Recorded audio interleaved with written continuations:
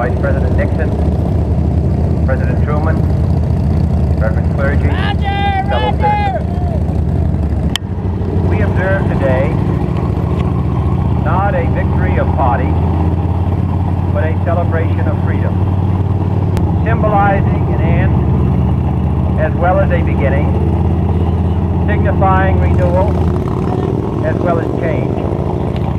For I have sworn before you and Almighty God the same solemn oath our forebears prescribed nearly a century and 3/4 ago. The world is very different now, for man holds in his mortal hand the power to abolish all forms of human poverty and all forms of human life. And yet the same revolutionary beliefs for which our forebears fought are still an issue around the globe.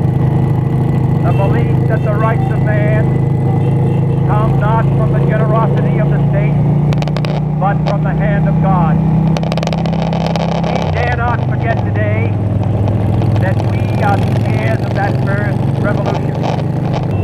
Let the word go forth from this time and place to friend and foe alike that the torch has been passed to a new generation of Americans born in this century, tempered by war, disciplined by a hard and bitter peace, proud of our ancient heritage, and unwilling to witness or permit the slow undoing of those human rights to which this nation has always been committed, and to which we are committed today at home and around the world.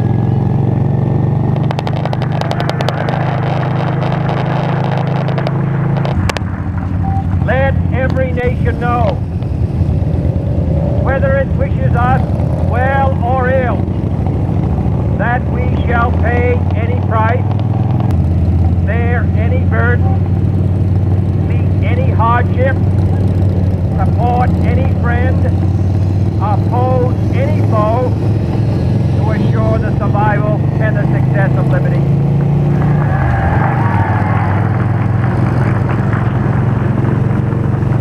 This much we pledge and more. To those old allies whose cultural and spiritual origins we share, we pledge the loyalty of faithful friends. United, there is little we cannot do in a host of cooperative ventures. Divided, there is little we can do, for we dare not meet a powerful challenge at odds and split asunder. To those new states whom we welcome to the ranks of the free, we pledge our word that one form of colonial control shall not have passed away, merely to be replaced by a far more iron tyranny. We shall not always expect to find them supporting our view, but we shall always hope to find them strongly supporting their own freedom, and to remember that in the past, those who foolishly sought power by riding the back of the tiger ended up inside.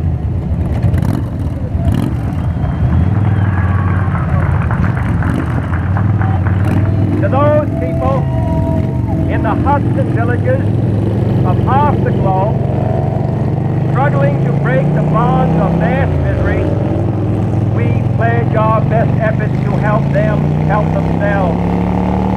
For whatever period is required, not because the communists may be doing it, not because we seek their votes, but because it is right. If a free society cannot help the many who are poor, it cannot save the few who are rich.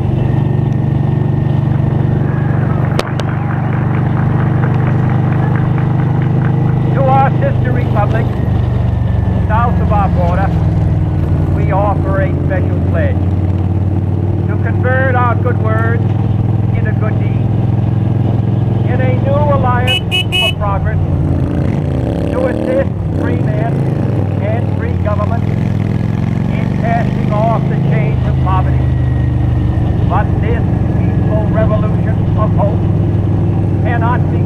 prey of hostile powers. Let all our neighbors know that we shall join with them to oppose aggression or subversion anywhere in the Americas. And let every other power know that this hemisphere intends to remain the master of its own house.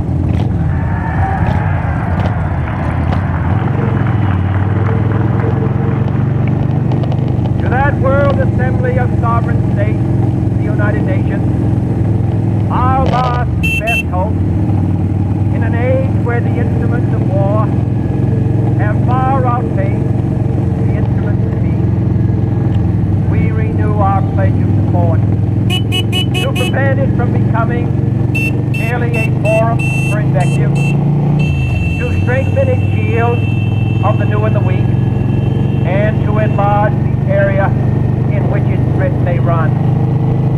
Finally, to those nations who would make themselves our adversary, we offer not a pledge, but a request that both sides begin anew the quest for peace.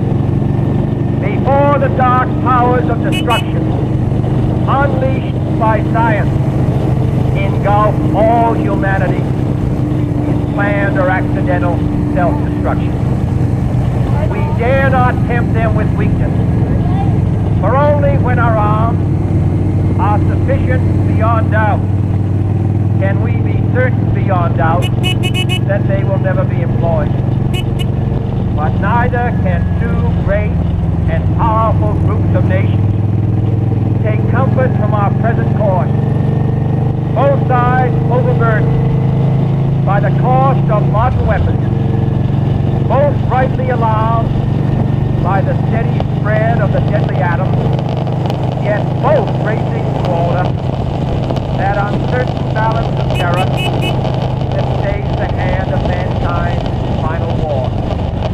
So let us begin anew, remembering on both sides that civility is not a sign of weakness, and sincerity is always subject to proof. Let us never negotiate out of fear, but let us never fear to negotiate.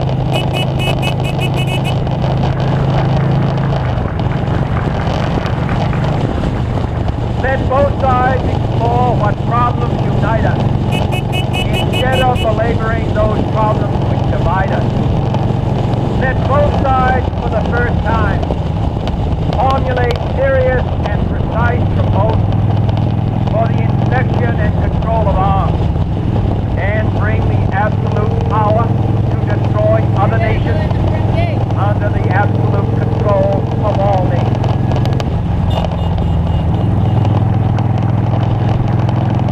Let both sides seek to invoke the wonders of science instead of its terrors.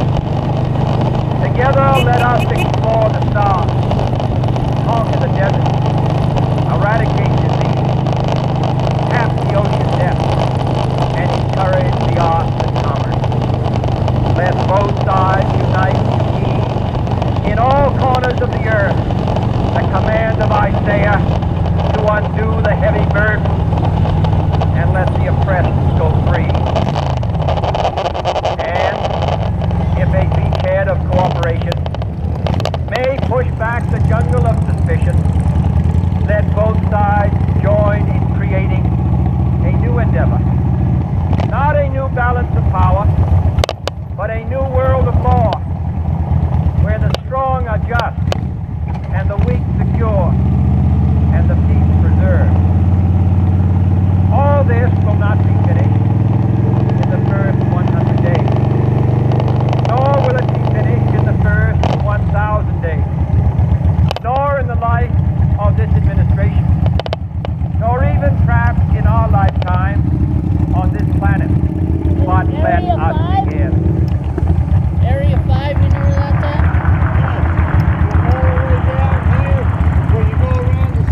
In your hands, my fellow citizens, more than mine, will rest the final success or failure of our cause. Since this country was founded, each generation of Americans summoned to give testimony to its national loyalty. The graves of young Americans who answered the call to service around the globe.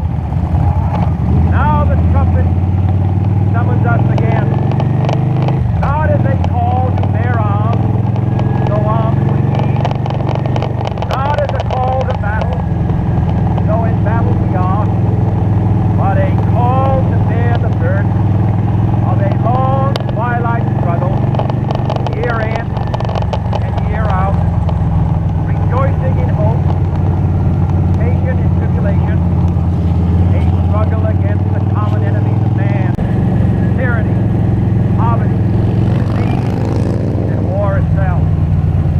Can we forge against these enemies a grand and global alliance, north and south, east and west, that can assure a more fruitful life for all mankind? Will you join in that historic effort?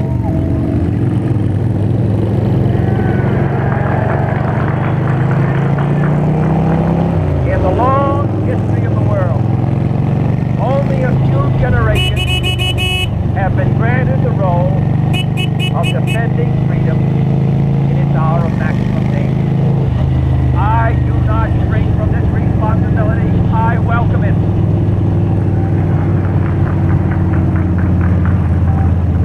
I do not believe that any of us would exchange places with any other people or any other generation. The energy, the faith, the devotion which we bring to this endeavor will light our country and all who serve it. And the glow from that fire can truly light the world.